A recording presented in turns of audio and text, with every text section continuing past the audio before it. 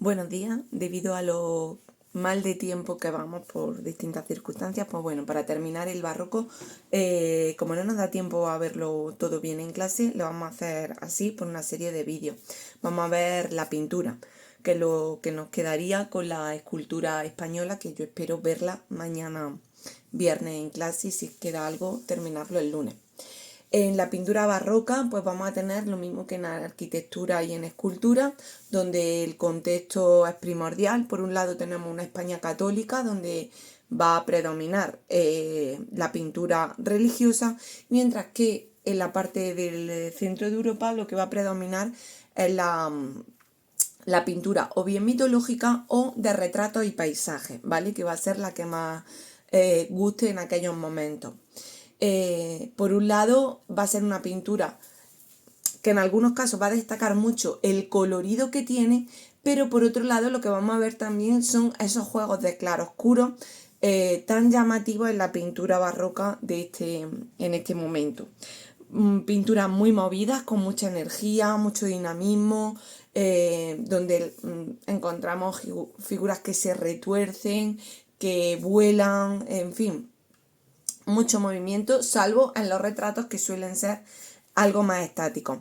La pintura cada vez se suelta más, ya no es tan académica, sino que ya la pintura va buscando las manchas de color, la línea desaparece prácticamente para llegar luego a culminar con el impresionismo donde lo que tenemos es prácticamente solo manchas de color. Se juega con la profundidad, por supuesto, ¿vale? Eso ya lo habían conseguido y sigue estando así. Destacamos en la pintura barroca europea a Pedro Pablo Rubens. Rubens va a trabajar mucho en la corte española. De hecho, vamos a tener muchos cuadros de Rubens aquí en España debido a que trabajó para los reyes, para Felipe IV y Felipe V. Y bueno, pues ahí tenemos su retrato. La escuela flamenca se va a caracterizar por esos temas costumbristas, esos temas de retrato y esos temas de paisaje que hemos dicho anteriormente. Aquí tenemos algunos ejemplos de, pues bueno, esta noble. También vamos a empezar a ver muchos bodegones. Los bodegones son pinturas donde va a aparecer, pues bien, platos, un jarrón, un cesto de frutas, pero solamente eso. No es que aparezca y luego aparezcan más cosas, sino únicamente ese tipo. Y en la escuela flamenca también vamos a tener pintura religiosa, puesto que Pablo Rubens era católico, y él va a hacer mucha pintura religiosa y pintura profana, asuntos mitológicos. Aquí tenemos una de las obras, va a ser la adoración de los pastores. Es un claroscuro, vemos gran parte del cuadro, sobre todo en la parte laterales, que es negra, es que prácticamente no se distingue nada. Y luego sí tenemos algunos focos de luz que nos indican que es lo importante en este cuadro, como es la Virgen María, el Niño Jesús, y luego también la filastelia, que es esa cartela que portan los ángeles, y donde, bueno, podemos intuir que es desde donde procede la luz. Luego vemos otra serie de personajes ataviados a la moda de la época, seguramente sería la persona que pagara esta obra, ¿vale? Que se suelen retratar como hemos visto anteriormente. Vemos el descendimiento de la cruz, un descendimiento pues muy artificial en esa gran diagonal que presenta Rubens, los cuerpos muy musculados que recuerdan a la terribilidad de Miguel Ángel, no son cuerpos especialmente reales, el foco de luz marcando también lo importante que es Cristo crucificado. Aquí no hay tanto claroscuro, pero bueno, hay algunas sombras, pero no es tan impactante. Por aquí también vemos la zona donde está el perro, pero no es tan impactante como veíamos en la anterior.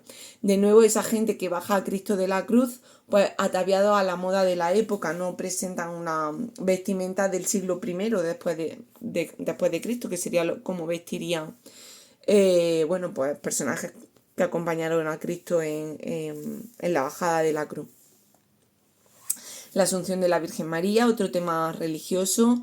Aquí tenemos a tenemos a la Virgen ascendiendo a los cielos. Muchos personajes, una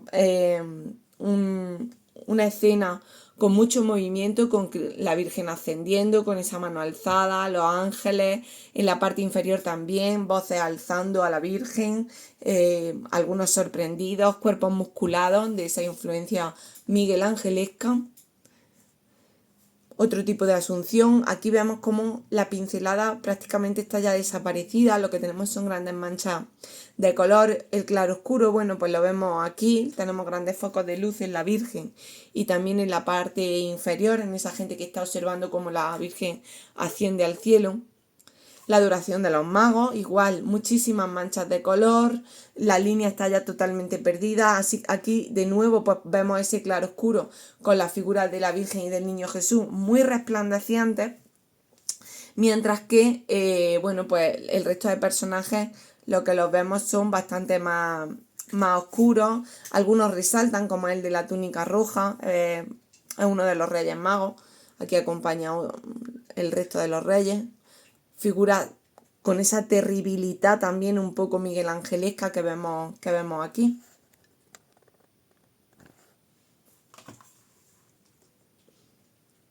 El martirio de San Esteban, mucha luminosidad. Rubens se caracteriza precisamente por eso, porque sus cuadros son bastante luminosos para la época en la que estamos, ¿de acuerdo? Vemos aquí a San Esteban siendo martirizado. Parece que lo apedrearon, la verdad es que no recuerdo cómo martirizaron a San Esteban. La parte celestial pues muy luminosa, vemos aquí a la Santísima Trinidad, vemos a Cristo con las heridas, vemos a Dios Padre representado como un Señor mayor, los ángeles que van a ascender al cielo a San Esteban, acompañados con esas coronas de espinas, la palma que nos indica que esto es un martirio, que no es una escena cualquiera, sino que a este personaje lo están martirizando. Y luego ya retratos, vemos al artista, vemos a Rubén y a su esposa. Contrasta el poco movimiento que tiene esta escena. Simplemente están los dos sentados en una posición, bueno, pues amorosa, agarrándose las manos, vestidos de gala. Rubén era un personaje que, bueno, pues venía de una familia con dinero, se casa con una noble, una noble que es Isabel Abraham. Y aquí vemos cómo destacan pues ese vestuario, esa gran lechuguilla en el cuello. Las telas pues bastante ricas, los bordados del pectoral, igual que él, los encajes, unas telas también pues que intuimos que sería terciopelo, los sombreros, una escena muy bucólica, muy sencilla, pero en cuanto a pues eso, a iconografía se refiere, pero donde nos están diciendo, bueno, pues que este es un matrimonio bien avenido. Aquí tenemos a María de Medici, reina de Francia. Los Medici fueron la gran familia de banqueros florentinos, fueron los que dieron esplendor a Florencia en el siglo XVI. Ellos financian las grandes obras como puede ser la terminación de la Catedral de Florencia, las obras de Miguel Ángel, de Cellini, de Donatello, en fin, los grandes palacios medicios, San Lorenzo de Florencia con las tumbas medicias, en fin, son una gran familia noble. Al final una de las descendientes, María de Medici, se casa con un rey francés y aquí la tenemos pues igual representada pues de una manera muy sobria, no es que no aparece un gran paisaje, pero sí vemos la riqueza en esa ropa y en las joyas también, en el collar, los pendientes, que nos indica, bueno, pues que no estamos ante una persona cualquiera, sino que estamos ante un personaje pues con mucha importancia. De straw hat, es decir, aquí se destaca el tema del sombrero, un sombrero de ala, es propio de la moda flamenca en ese momento. Igual, tela muy rica, una chica noble, lo vemos también en el color de la piel. Los nobles buscaban siempre estar muy pálidos porque si tú estabas moreno indicaba que trabajabas en el campo y si trabajabas en el campo pues venía a significar que mucho poder económico no tenía. Y aquí la chica pues muy blanquita, igual mucha riqueza en los ropajes. El rojo, que ya lo hemos visto en varias obras, pues representa precisamente eso, la riqueza, el poder. Otra escena de retrato, en este caso Elena Fourmé y su hijo Francis, igual mucha riqueza en los ropajes. Fijaros cómo las telas le hacen ya las transparencias, ya no es una tela basta, sino que busca también ese juego de transparencias que en algunos casos, bueno, pues vamos a ver o bien en un jarro de agua o en este caso en esa especie de gasa tela semitransparente que hemos visto que aparece también en otros retratos y que nos indican igual el poder económico. Aquí sí tenemos algo de arquitectura con esta columna gigantesca, una columna clásica que nos indica también que estas personas no viven en una casa cualquiera, sino que viven, bueno, en lo que podemos intuir un palacio. Rubén con su esposa y con su hijo Peter Paul. Igual, aquí vemos que no son una familia de artesanos que tienen un tallercito, no. Rubén era un auténtico famoso en la época. Se lo rifaban para pintar obras tanto religiosas, mitológicas, como retratos, como hemos dicho. Tanto es así que la monarquía más poderosa en ese momento en el mundo, que era la española, lo trae y él está trabajando en el Palacio Real. De hecho, conoce a Velázquez allí y le da consejos a Velázquez. Pinta al Duque de Lerma. El Duque de Lerma es uno de los personajes más importantes de la historia de este momento, del siglo XVII. Él va a ser uno de los válidos del rey, ¿vale? De los reyes de esa época, de Felipe III y de Felipe IV. Tuvo mucho poder porque los válidos en esos momentos tenían muchísimo poder, casi más que los reyes. Los reyes de ese momento, si os acordáis de historia, pues eran reyes que estaban más preocupados de las fiestas, de la caza, y no se preocupaban pues de las batallas ni nada de eso, y esa influencia europea, esas batallas europeas, pues las van a librar al final estos válidos. Y aquí vemos al duque de Lerma ataviado, y a su caballo también, por supuesto, como un militar, pero un militar de gala. Ahora mismo no está con el tipo de armadura que llevaría si va a la batalla, sino que está pues eso, con la golilla o lechuguilla. Vemos también al caballo cómo presenta ese pectoral, movimiento en el caballo con la pata levantada, la melena también bastante suelta. Vemos ahí también la riqueza de matices, de detalle al que llega Rubén, con los detalles de la coraza, el pelo del caballo, de la cola. Y fijaros que sobre todo en el pelo de la cola se ven simplemente esos brochazos, que no llega a ser perfectamente delineado cada pelo. No, nos vamos ya a manchas de color. Lo mismo ocurre en el fondo. Eso ya lo venía haciendo Da Vinci, pero es que eso llegará a su máximo esplendor con el impresionismo, por ejemplo. Retrato de marquesa. Fijaros, el tamaño de la gola también nos indica el poder económico de la familia.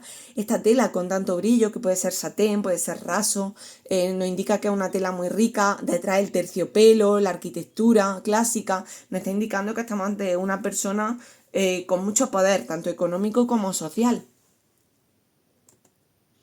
Y luego ya nos vamos a la temática mitológica. Aquí vemos una Venus ante el espejo. Es una temática que se va a repetir mucho en esta época, que la va a repetir Velázquez, que Goya la va a hacer también. Incluso luego lo vamos a tener en Degas, en el impresionismo vamos a tener este tipo de mujeres desnudas representando a Venus, a Olimpia, donde, bueno, pues nos marca también el ideal de belleza femenino, que es muy diferente al que tenemos nosotros hoy en día, para que veáis que no todo es eterno. En este caso, las mujeres rubias, blanquitas, por supuesto, y entradas en carne. Lo que se llevaba, eso era símbolo también de poder, de riqueza. Si una persona estaba muy delgada, pues indicaba que podía estar pasando hambre y que no tenía pues el suficiente poder económico para sobrevivir. La Venus está, aunque nosotros, fijaros, la vemos de espalda, pero ella nos está mirando directamente al espectador a través de ese espejo.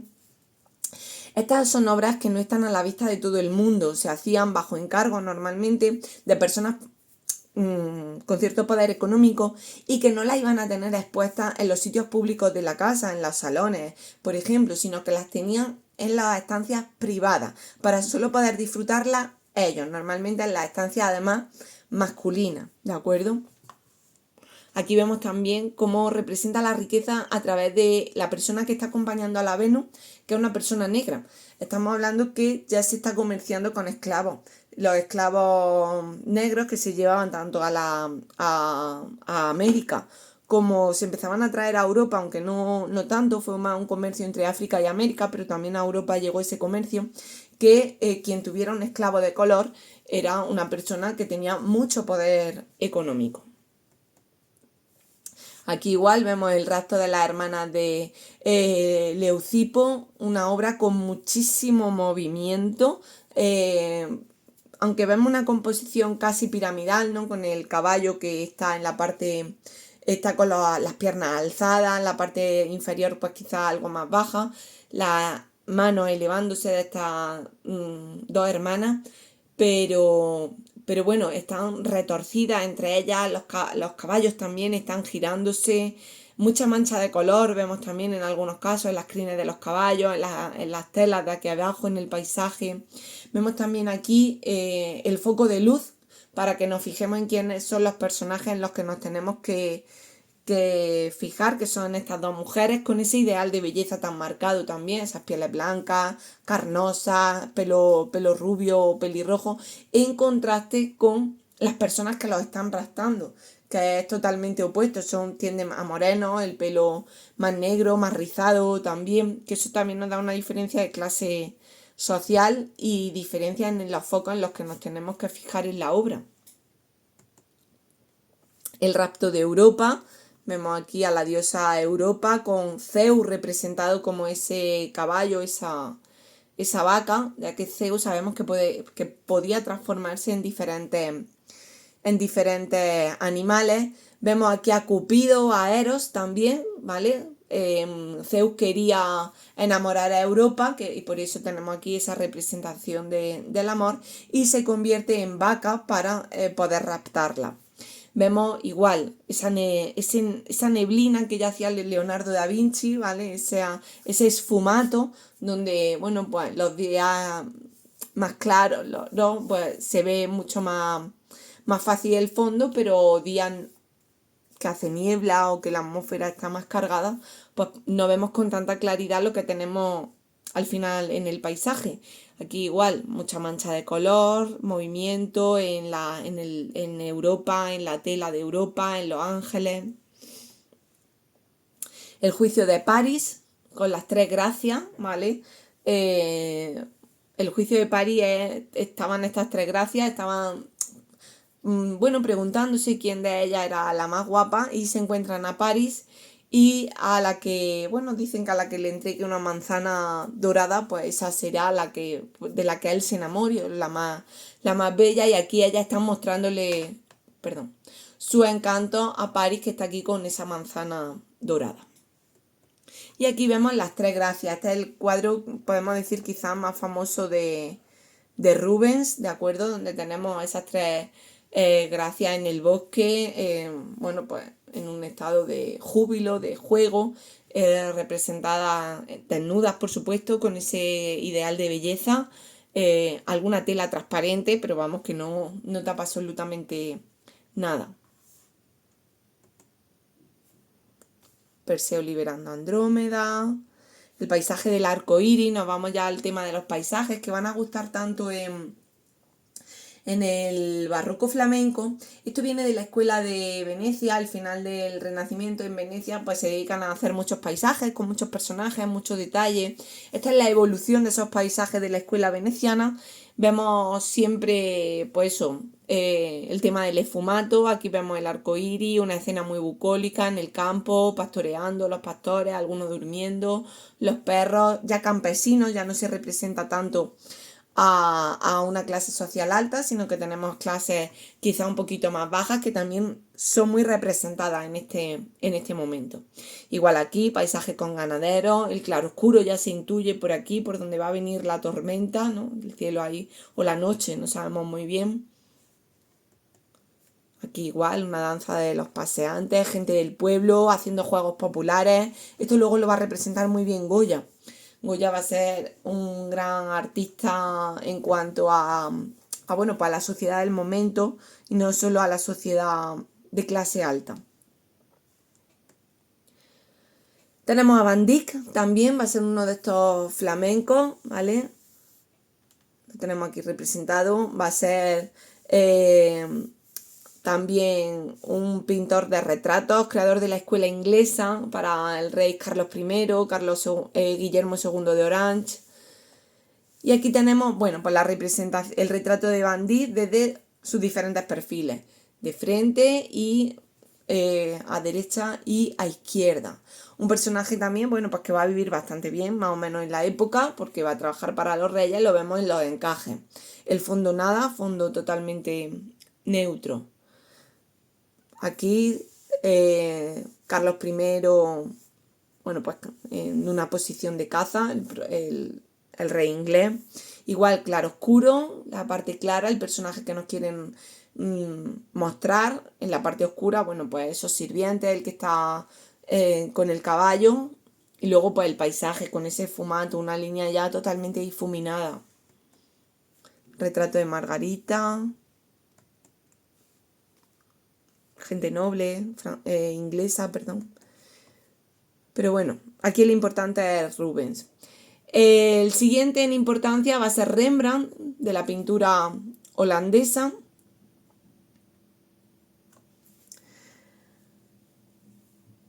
Podemos decir que Rembrandt ha sido la persona que más se ha retratado, o pintor que más se ha retratado a lo largo de la historia. Contamos más de 80 retratos. Podemos hacer una evolución física de Rembrandt desde su juventud hasta pues, prácticamente días, meses antes de morir, porque se retrata en todos sus momentos. Algo parecido le ocurre luego a Goya, ¿vale? Goya será también un artista que se retrate muchísimo. Rembrandt empieza, bueno, pues siendo un personaje económicamente bueno, podemos decir. Él vive de una manera bastante acomodada. Pero su esposa va a morir, eso le hace entrar en una crisis de fe, y esa crisis de fe se desemboca en que acabe al final bueno, pues en la miseria, en la pobreza y con un reconocimiento, bueno, pues podemos decir un tanto regular, ¿de acuerdo? Hace temas de retratos, temas de bodegones. Aquí tenemos, por ejemplo, temas religiosos también. Tenemos algunos de los escenas que hace más conocidas, como puede ser la lección de anatomía del profesor Tulp. La técnica que utiliza suele ser el óleo sobre lienzo, sobre madera, es decir, el aglutinante del aceite, y también el grabado. Rembrandt hace bastante grabado. Lo grabado es una técnica que se hace la plancha de madera, se pasa o de cobre, y bueno, pues ahí con agua fuerte y con tinta van haciendo las planchas hasta conseguir el grabado. Va a ser un maestro del claroscuro, de la difuminación también, de la línea, del dibujo. Aquí ya no hablamos de línea porque está totalmente desaparecida, y juega mucho con las manchas de color, como podemos ver aquí en El sueño de José o aquí en La resurrección de Lázaro. La adoración de los pastores, una pintura religiosa donde prácticamente no se ve nada, todo es oscuro, salvo la figura de San José, la Virgen y, por supuesto, el niño Jesús. Una luz artificial, no sabemos exactamente de dónde viene la luz que ilumina al niño Jesús y a la Virgen. El resto nos queda totalmente a oscura. Él utilizaba también para los retratos de este tipo, utilizaba a gente de la calle para que le hicieran de modelo, con lo cual, bueno, pues podemos ver algunos personajes de la época, pero que no sabemos quiénes eran porque no se deja por escrito. Vemos aquí una escena mitológica con Betsabé en el baño. Vemos igual como la sirvienta pues está en esa parte oscura, como Betsabé sí que la tenemos totalmente iluminada. Mucha riqueza de nuevo en los detalles, en las ropas, ideal de belleza en Betsabé. Aquí Jeremías, que es un profeta, lamentando la destrucción del templo de Jerusalén. Antes he dicho El sueño de José, me he equivocado, disculpad. Igual, no lo vemos vestido a la moda de la época. Jeremías, cuando la destrucción del templo de Jerusalén, Bueno, pues va a ser en el año aproximadamente 60 después de Cristo y bueno, pues aquí vemos una moda más a la boda holandesa del siglo XVII. Igual, iluminado en la cabeza sobre todo, porque Jeremías va a escribir mucho, va a contar, va a escribir sobre esa destrucción de Jerusalén, sobre hechos bíblicos y lo que tiene iluminado pues esa cabeza, porque ahí, bueno, pues aparte de estar lamentándose, estaría pensando que escribir. Ahora sí, el sueño de José. Aquí tenemos a José que está prácticamente oscuro. En este caso, a los que tenemos iluminados son al ángel que se le aparece para decirle que tienen que huir con la Virgen María a Egipto, porque bueno, pues se va a suceder la matanza de los inocentes, la que manda Herodes para matar a todos esos niños menores de 2 años, para que ninguno le quite el puesto de rey. Y aquí vemos a María acunando al niño Jesús. José tuvo 4 sueños diferentes y según el momento en el que aparezca junto a José, pues podemos saber cuál de los sueños es. Este es el tercer sueño en el que se marchan a Egipto, luego tendrá un cuarto sueño en el que el ángel ya le dice que pueden volver a Israel. La duda de Santo Tomás, aquí tenemos en el momento en el que Cristo ya ha resucitado y se le aparece durante 50 días a los apóstoles, a discípulos, y estaban los apóstoles recluidos en la casa, muertos de miedo, y Jesús se le aparece. Tomás no confía en que ese sea Jesús y le pide que le enseñe las llagas de las manos y del costado. Y aquí tenemos a Jesús enseñándole la llaga del costado, por eso lo tenemos a Jesús muy iluminado, a Tomás también bastante iluminado porque es el que presenta la duda, y luego bueno, pues el resto de personajes más tranquilos, en oscuridad, algunos incluso durmiendo, tranquilos. Paisaje totalmente desaparecido, aquí no tenemos paisaje ninguno, es una gran mancha de color negra. San Pablo escribiendo, muy difuminado, la línea aquí pues totalmente ya desaparecida. Susana y los viejos, igual, un episodio bíblico con Susana ahí representada como una niña a la que querían casar con ancianos y ella pues no quería. Tenemos los ancianos ahí. Más escenas bíblicas. Fijaros que se va repitiendo el tema del claroscuro, riqueza en los vestuarios, en las personas, bueno, pues que son relevantes para la escena.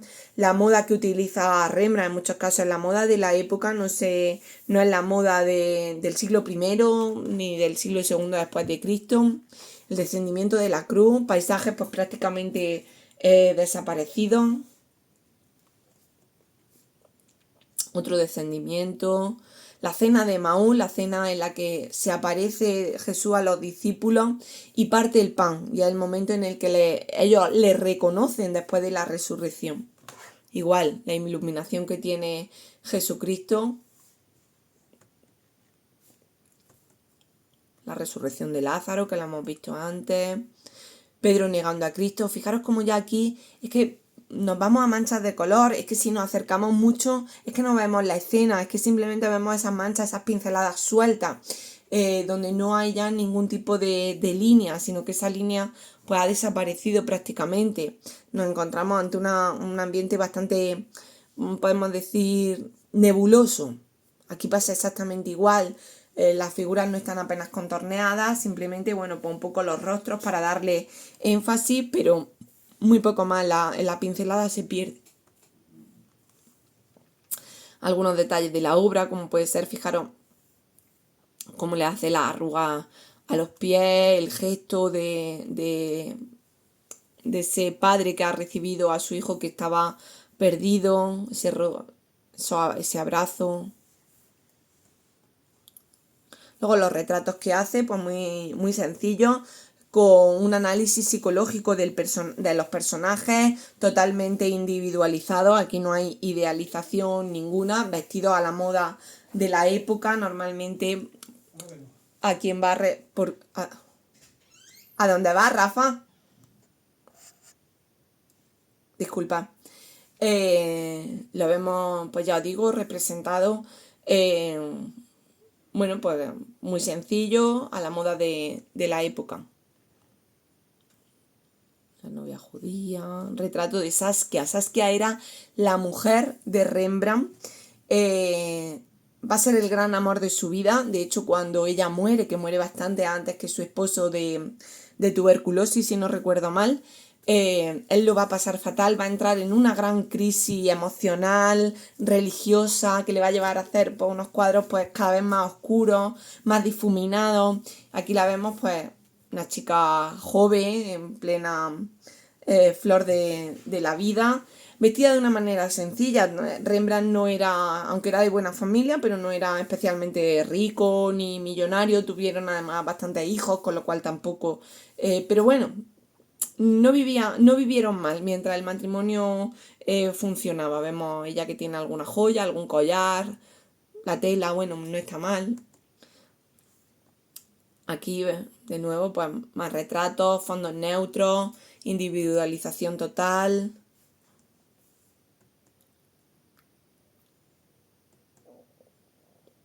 Titu era su hijo, ¿vale? Retrata también a algunos de sus hijos, Titu leyendo, el hijo del artista, lo vemos aquí también, pues igual, ataviado de una manera que, hombre, no es de un noble, pero se acerca bastante con ese sombrero, esa capa que parece que es de piel, ese collar.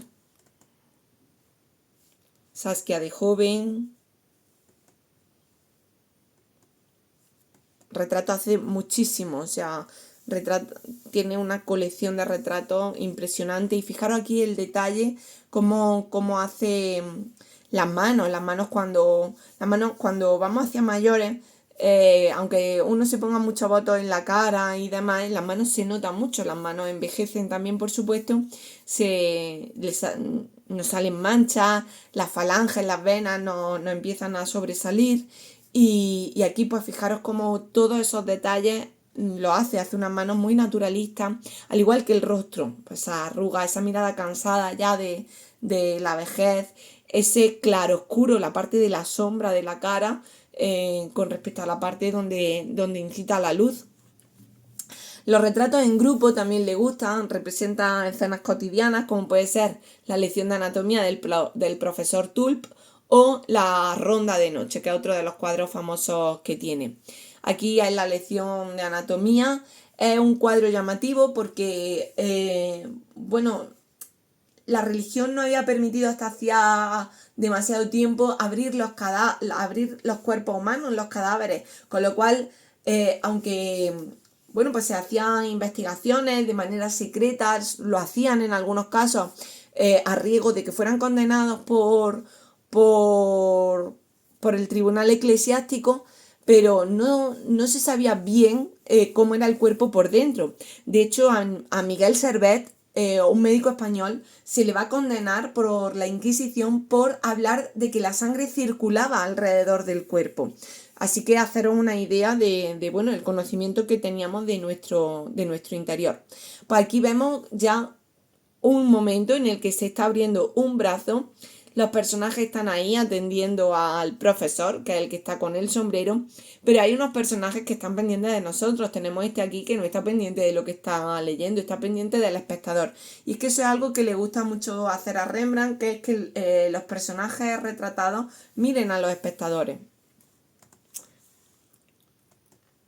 Vemos aquí algún detalle. Fijaros que en realidad no representa correctamente cómo es el brazo humano por dentro, porque tampoco se sabía con detalle, porque estaba bastante prohibido.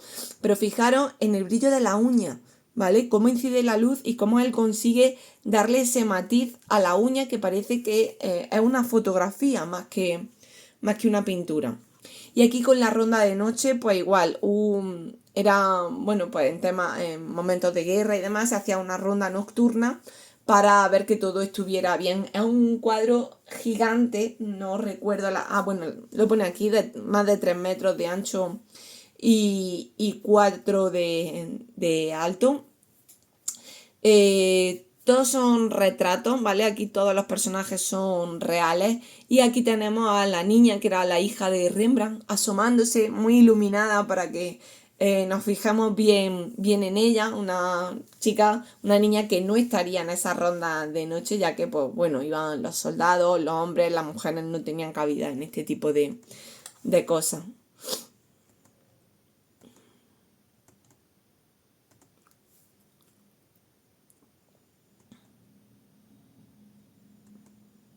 Algún detalle, vemos por aquí esos personajes individualizados, ataviados de una manera muy rica.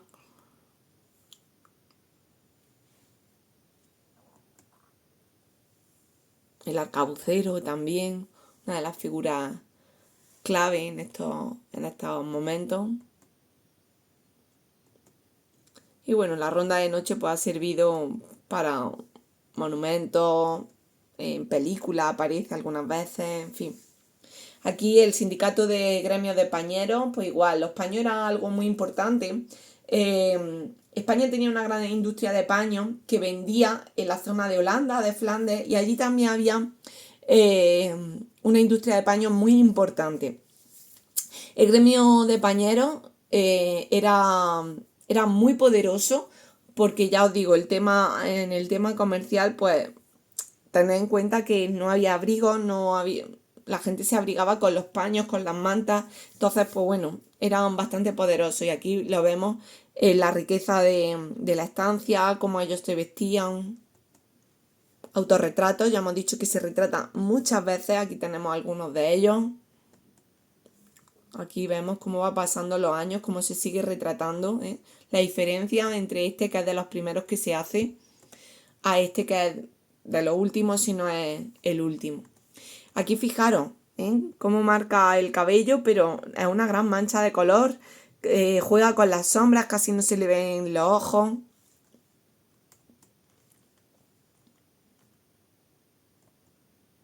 Aquí igual, mancha de color.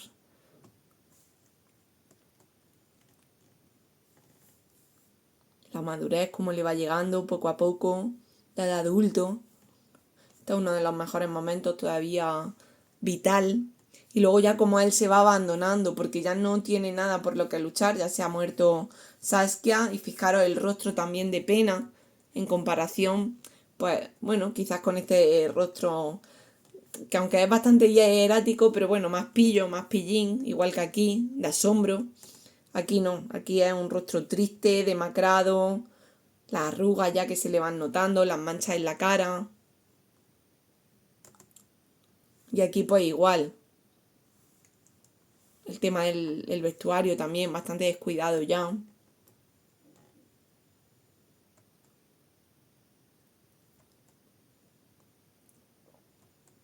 Son muy famosos estos retratos, cualquiera de ellos. Y aquí, bueno, pues el que debió de ser, si no el último de los últimos ya. Y una miscelánea de Rembrandt, sí, una cantidad de obras. Es que fue un artista muy prolífico, o sea, hizo una grandísima cantidad de obras. Se habla de más de 300 cuadros, con lo cual imaginaros la cantidad de obras que tenemos, muchas expuestas, muchas en colecciones privadas que pues son difíciles de ver, mitológicas, de paisajes, retratos, o sea, abarca todo el espectro temático. Aquí, fijaros aquí, en el rastro de Proserpina, que lo que tenemos es una gran mancha de color, que luego en el romanticismo pues lo vamos a ver constantemente, este tipo de obras donde ya no hay dibujo, donde ya pues tenemos que intuir lo que está pasando. El jinete polaco, paisajes de tormenta, le encantan las tormentas en este momento, luego en el romanticismo también, un buey desollado, el molino. Y luego ya, bueno, una serie de grabados, que es lo que hemos dicho antes. Otros artistas de la escuela holandesa, bueno, tenemos a Frans Hals, se le conoce como el pintor del negro por la cantidad de tonos de negro que consigue, y luego a Vermeer, que Vermeer se le conocen muy pocos cuadros, solo se le conocen 14 cuadros de paisajes holandeses y algunas estancias de interiores, pues normalmente muy conocidas. Por ejemplo, La chica de la perla, que la tenemos aquí, se hizo una película, tenemos aquí el fotograma de la película con Scarlett Johansson representando a esa chica de la perla. Muchos retratos conjuntos de Frank Holz. Y esos interiores de Vermeer, lo vemos aquí, pues, el militar con una muchacha riendo, donde la luz viene siempre de una ventana lateral que va a iluminar pues, a ese personaje que va a estar haciendo alguna actividad de tipo cotidiano. Aquí tenemos una muchacha leyendo una carta, pues igual el tema de la ventana, iluminándose. La callejuela, esto parece una fotografía, pero no, lo hace Vermeer. Es diferente a todo lo que hace. Parece ser que era su casa o su barrio.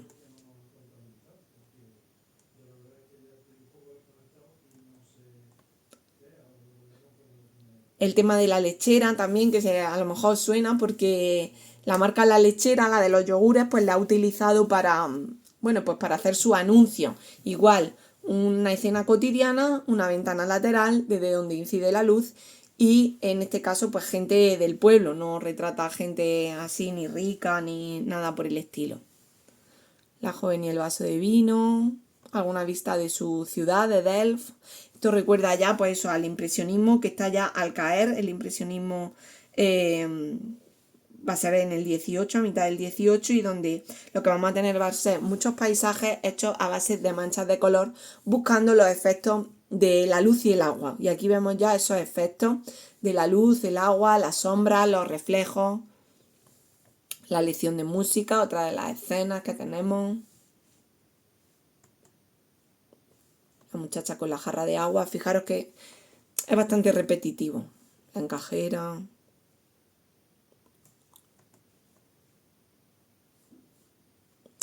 Bueno, y ya de aquí pasamos a la pintura en España. Y aquí vamos a tener a los grandes que son Rivera, Zurbarán, Murillo y sin duda Velázquez.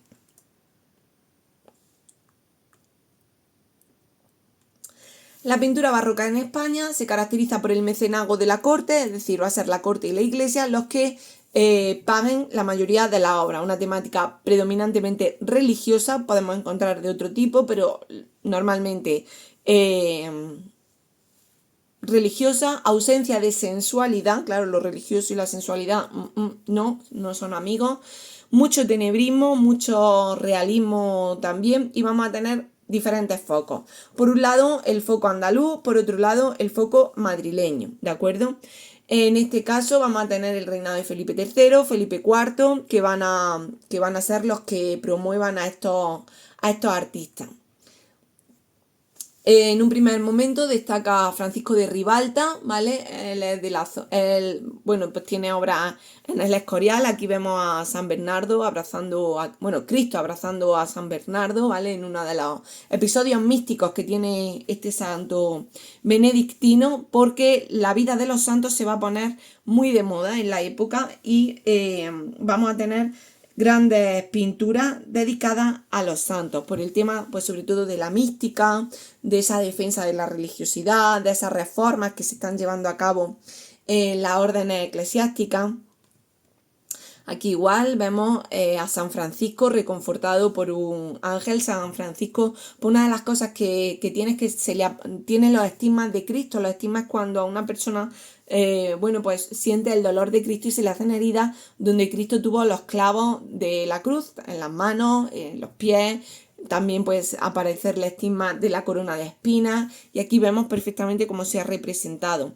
Vemos el cordero, que significa la pasión de Cristo, y el ángel, un ángel músico, pues reconfortando, haciéndole pues esos dolores, haciéndoselos más agradables al santo. José de Ribera, conocido también como el Españoleto, él nace en Valencia y luego se va a Francia, no, se va a Italia, a Nápoles. Allí va a coincidir con Velázquez y se le va a conocer así como el Españoleto, muy tenebrista, pintura muy muy oscura, de un gran naturalismo. Vemos aquí a Arquímedes, por ejemplo, con esas fórmulas matemáticas. No sabemos cómo era Arquímedes, obviamente, pero bueno, así es como se lo imagina el Españoleto, Rivera. Gran naturalismo, no hay nada de idealización. Fijaros las arrugas, le falta el pelo, algo demacrado. Va a ser la tipología de persona que le va a gustar a Rivera. Esas personas, pues, demacradas, la delgadez. Fijaros aquí a San Andrés. San Andrés lleva siempre una cruz en forma de aspa porque a él lo crucifican así, con una cruz en forma de aspa. Viejo, notándosele los huesos, el pellejo incluso también tiende un poco a lo desagradable, no busca la belleza. Y es que el arte no tiene por qué ser bello. El arte puede ser feo también y no por eso deja de ser arte. Fondos ninguno, todo claro oscuro. Aquí tenemos a San Onofre rezando. Esto representa la muerte, el tema de la vanita. Igual, muy demacrados, delgados, sufrientes estos santos. El martirio de San Andrés cuando lo van a crucificar. O el martirio de San Bartolomé, ¿vale? Esta es una de las obras más conocidas. Vemos a San Bartolomé que lo aspan, es decir, le atan las extremidades y luego van a tirar de ellos. Aquí vemos el horror, ¿vale? Que va a sufrir este santo, este apóstol de segunda generación. Vemos también cómo se le marcan todos los músculos, la delgadez, el sufrimiento en la cara, pero un sufrimiento contenido, ¿vale? Del que va a dar la vida pues por Cristo. El sueño de Jacob, algo más sereno, sin tanto claroscuro. O La mujer barbuda, ¿vale? Este va a ser otro de los cuadros famosos de Rivera, donde vemos a este matrimonio, ¿vale? El hombre y la mujer con su barba dándole de mamar al niño.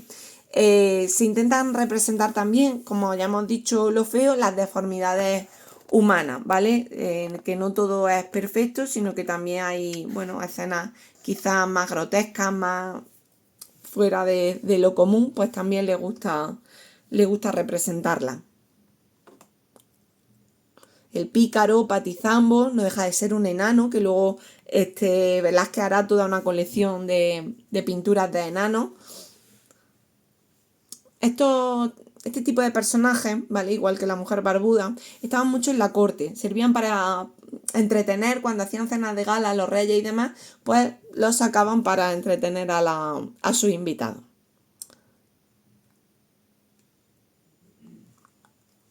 Un tema mitológico, en este caso, algo raro para la época. Tenemos a Apolo y Marcia.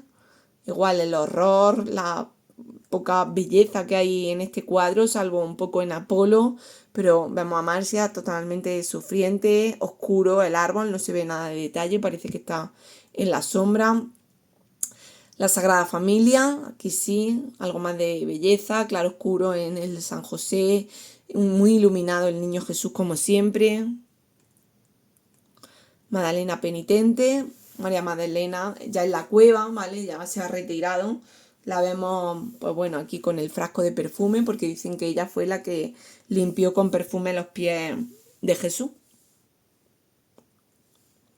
Francisco de Zurbarán va a ser de la escuela de Sevilla, ¿vale? Él va a trabajar obras para órdenes religiosas, tiene una gran serie de cuadros para la Cartuja de Jerez y para un monasterio, el monasterio de Guadalupe en Extremadura, y va a ser el gran pintor también del blanco, de las telas y del blanco.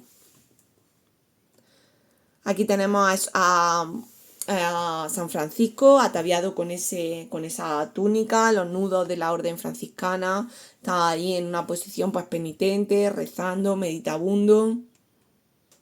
Aquí igual vemos también pues la meditación de San Francisco sobre esa calavera. La calavera siempre nos va a recordar que somos mortales, que no estamos aquí eternamente, que en algún momento pues bueno, moriremos.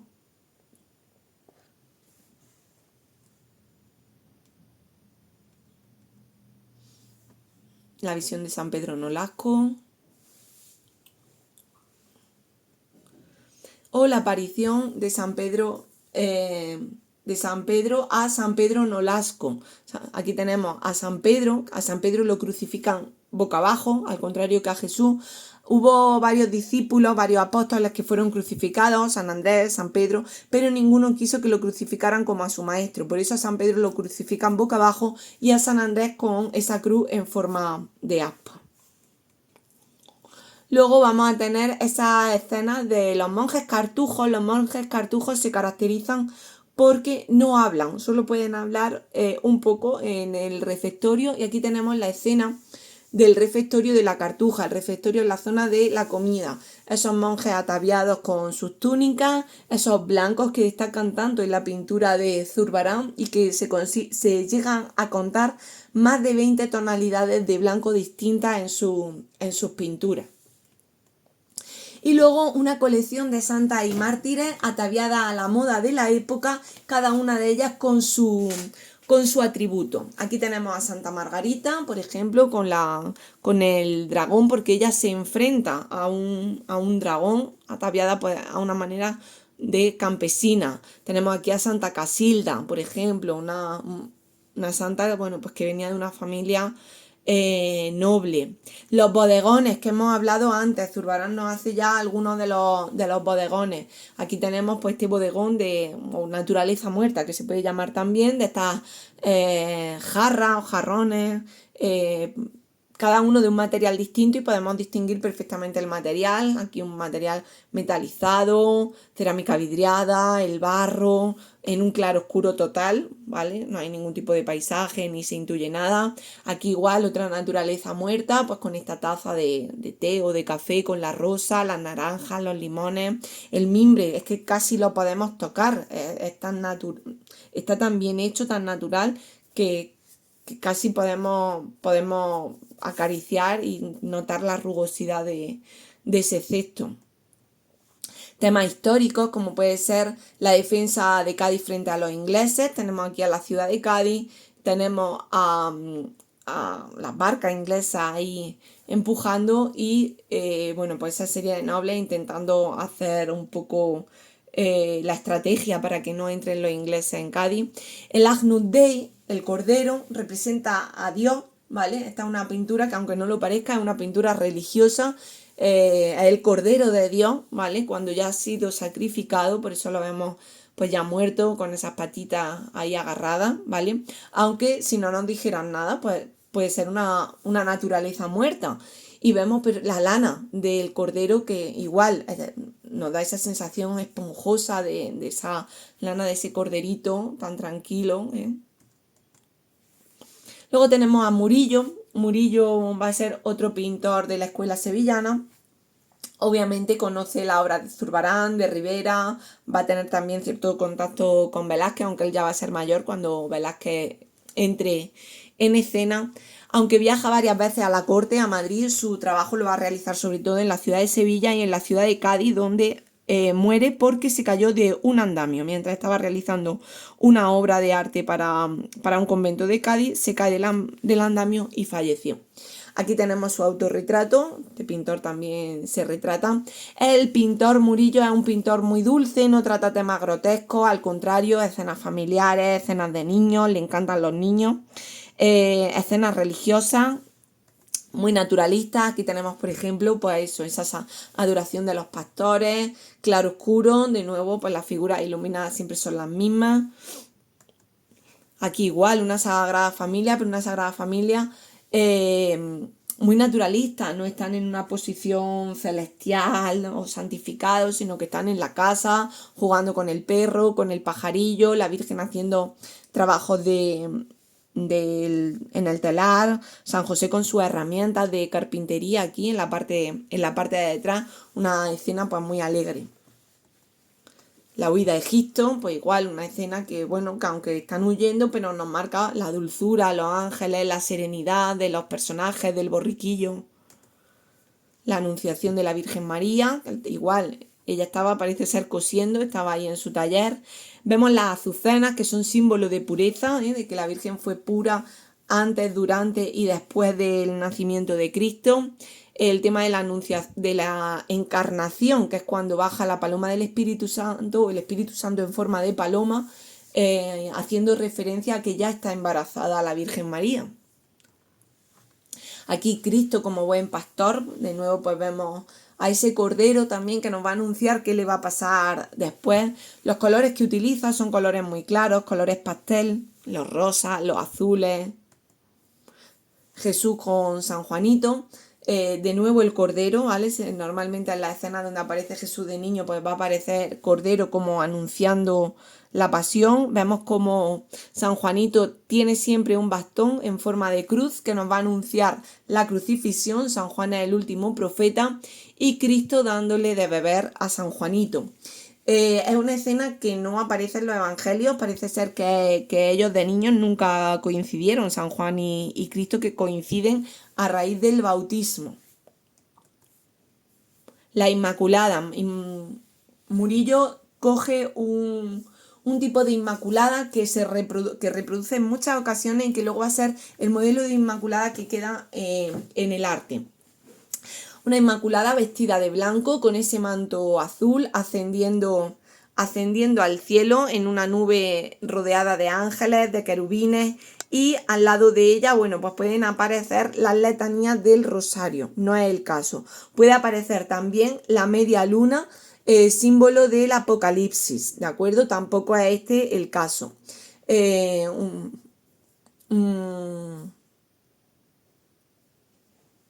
Bueno, se me ha olvidado lo que iba a contar. Rostro idealizado, rostro de muy joven, casi de niña. Aquí vemos otro tipo. Aquí sí, vemos esa media luna, ¿de acuerdo? La tenemos aquí. Vemos también las palmas de los sufrimientos de la Virgen María. Vemos las azucenas, símbolo de pureza. Aquí el manto, la niebla, todo eso, pues manchas de color. Y bueno, el tema de la luna también, o el tema de la Inmaculada, mejor dicho, ya me acuerdo.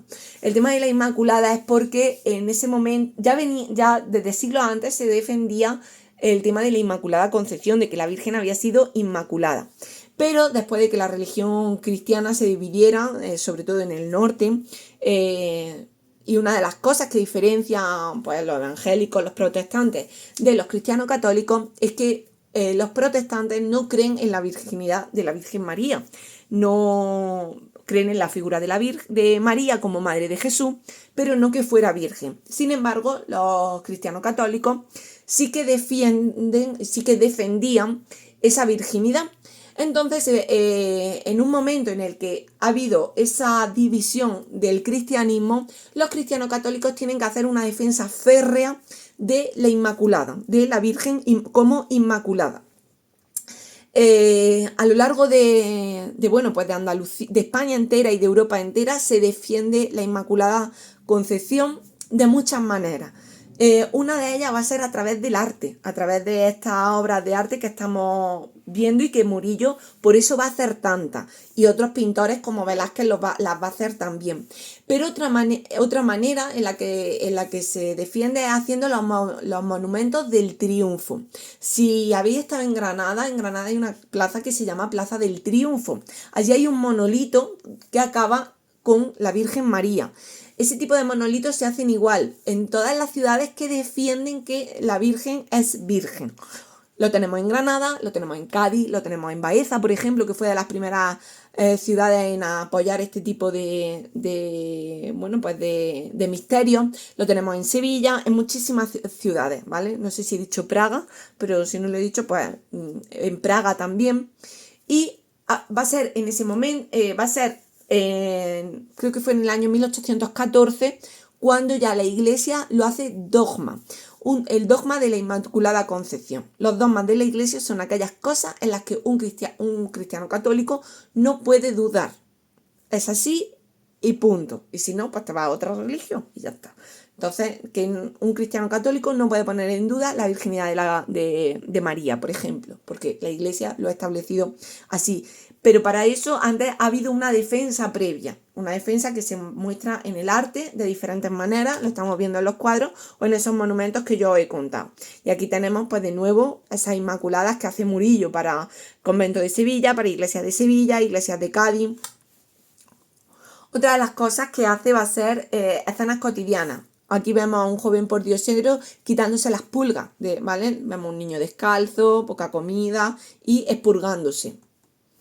Otra serie de niños jugando, niños de la calle, lo vemos pues eso en las ropas, los zapatos rotos, las camisas, sucios, aquí igual, comiendo uvas.